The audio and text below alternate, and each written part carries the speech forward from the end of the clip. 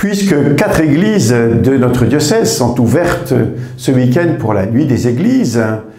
puisque depuis l'intervention du président de la République au Mont-Saint-Michel récemment, la question de l'usage des églises communales se pose de plus en plus, je voudrais redonner quelques principes.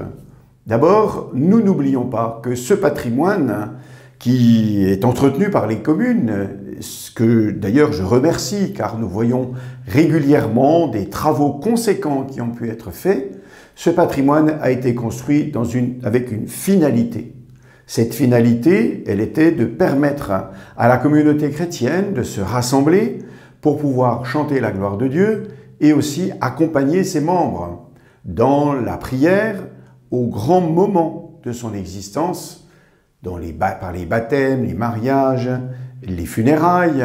les communions, tant de joie ou tant de tristesse. Et à travers ce lieu riche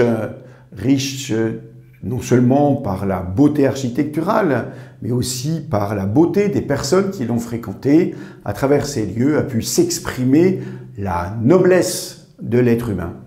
Car ne l'oublions pas, de la même manière que le clocher est dressé vers le ciel,